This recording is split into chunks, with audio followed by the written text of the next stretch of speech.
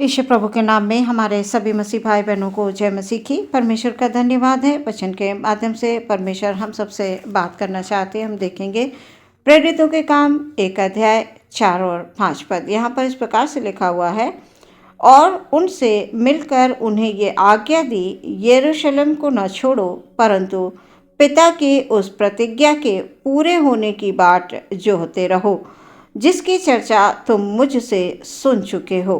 क्योंकि यूहन्ना ने तो पानी में बपतिस्मा दिया है, परंतु थोड़े दिनों के बाद तुम पवित्र आत्मा से बपतिस्मा पाओगे। सुंदर वचन के लिए परमेश्वर का धन्यवाद। वचन के अनुसार यीशु मसीह ने अपने चेलों से ये कहा कि पवित्र आत्मा के लिए अपने आप को तैयार करो, प्रतीक्षा करो। कोई निश्चित समय या दिन यीशु मसीह ने नहीं दिया। उन्होंने कहा प्रतीक्षा करो।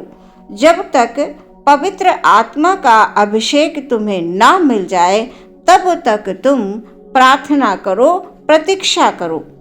प्रेरितों 1:14 में हम पढ़ते हैं, लिखा हुआ है, ये सब कई स्त्रियों और यीशु की माता मरियम उसके भाइयों के साथ एक चित्त होकर प्रार्थना में वो लगे रहे। यानी जैसी आज्ञा प्रभु यीशु मसीह ने अपने लोगों को दी थी, अपने चेलों को दी थी, वो सब परमेश्वर प्रभु यीशु की आज्ञा के अनुसार प्रार्थना में लगे रहे, एक चित्त होकर प्रार्थना करते रहे। प्रियो, प्रार्थना करना बहुत आवश्यक है। पवित्र आत्मा पाने के लिए यीशु मसीह ने ये कहा कि तुम्हें एक चित्त होकर प्रार्थना करना है, तुमको ठहरे रहना है। आज हम घबरा जाते हैं, बहुत जल्दी हम परेशान हो जाते हैं। हमें लगता है प्रभु जी हमारी प्रार्थना नहीं सुन रहे। नहीं प्रियो, हमें ठहरे रहना है। प्रियो, पवित्र आत्मा के द्वारा परमेश्वर बहुत से कामों को करना चाहते हैं। वो ये कह रहे कि तुम ठहरे रहो, जब तक तुमको पवित्र आत्मा प्राप्त ना हो जाए, प्रार्थना करते रहो। हमें घबराना नहीं है प्रियो। इन सभी लोगों ने यीशु मसीह की आज्ञा के अनुसार यरूशलेम को नहीं छोड़ा। हम भटकने लगते हैं प्रियो, हमें भटकना नहीं है। जैसे यीशु मसीह ने आज्ञा दी थी अपने चेलों को कि तुम यहीं यरूशलेम में ठहरे रहना, तुम प्रार्थना करते रहना, तुम प्रार्थना में लीन रहना, निरंतर लगे रहना, तो तुमको पवित्र आत्मा का अभिषेक अवश्य मिलेगा। हम घबरा जाते हैं प्रियो, डर जाते हैं, हमसे इंतजार नहीं होता है, लेकिन परमेश्वर हमसे इंतजार करने के लिए कहते हैं। लगातार जब हम प्रियो प्रार्थना करते रहते हैं, तब हमारे जीवन में कुछ अद्भुत होता है, कुछ नया होता है। क्या नया होता है? वचन के अनुसार हम परमेश्वर के अधीन हो जाते हैं, नम्र बन जाते हैं, दीन बन जाते हैं। लगातार प्रार्थना करने से हमारे अंदर बदलाव आता है प्रियो। हमारे सोच विचारों में बदलाव आ जाता है, हमारे स्वभाव में बदलाव आ जाता है। कब? जब हम परमेश्वर की आज्ञा के अनुसार लगातार प्रार्थना करते रहते हैं। सभी चेले और अन्य जितने भी लोग थे, वो सब लीन होकर प्रार्थना कर रहे थे। तभी पवित्र आत्मा उतरता है प्रियो। हम प्रेरितों के काम 2 अध्याय में पढ़ते हैं कि एकाएक आकाश से बड़ी आंधी सी सनसनाहट का शब्द हुआ। वे सब जहां बैठे थे वो घर गूंज गया, और आग की सी चीजें फटती हुई दिखाई पड़ी। ये कब हुआ प्रियो? जब सभी लोग मिलकर एक साथ प्रार्थना कर रहे थे, लगातार प्रार्थना कर रहे थे। यरूशलेम को नहीं छोड़ा, उन्होंने वहीं ठहरे रहे जहां यीशु मसीह ने उनको ठहराया था।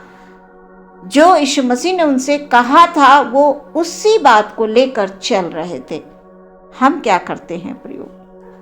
हम पवित्र आत्मा को प्राप्त करने के लिए कौन सा उपाय करते हैं प्रियो? हमें वचनों का पढ़ना बहुत आवश्यक है, वचनों का ज्ञान होना बहुत आवश्यक है। इसलिए रोज़ बरोज़ प्रार्थना करते रहें, वचनों का मनन करते रहें प्रियो। जब आप ऐसा करेंगे तो परमेश्वर आपको पवित्र आत्मा का अभिषेक अवश्य देंगे।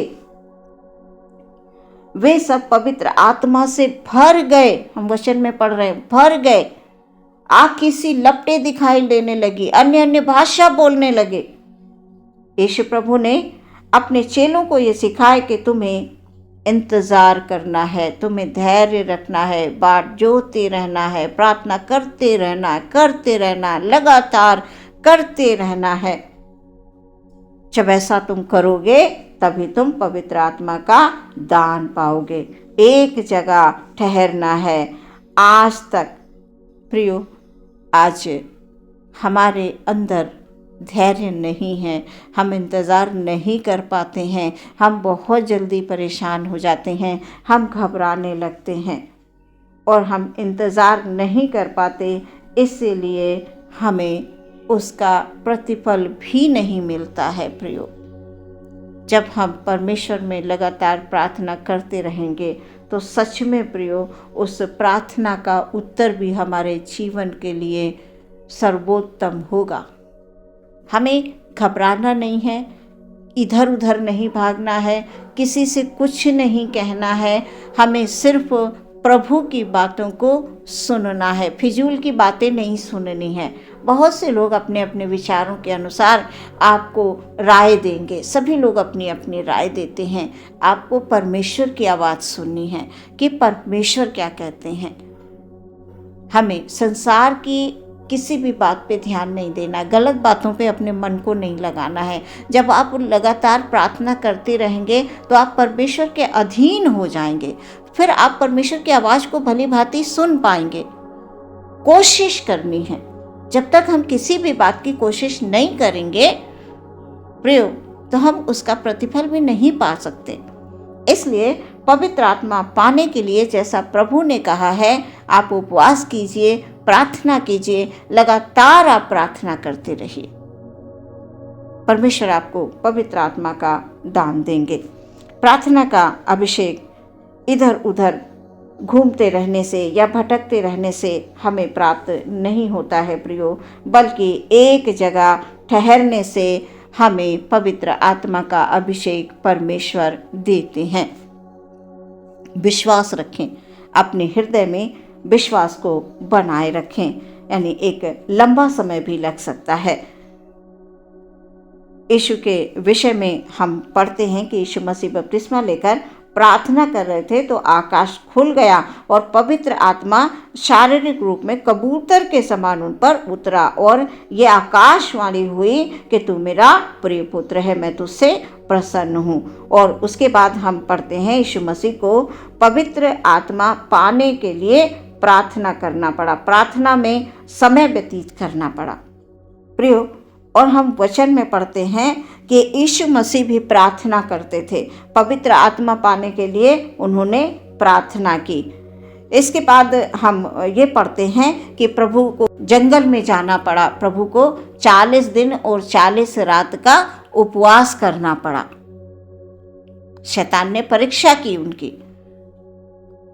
प्रियो, परमेश्वर महान है, वो अद्भुत है, वो चाहता है कि हम पवित्र आत्मा प्राप्त करें, हम उसके अधीन हो जाएं। अवश्य है कि पवित्र आत्मा का दान आप प्राप्त कर पाएंगे और परमेश्वर की इच्छा को आप पूरा कर पाएंगे।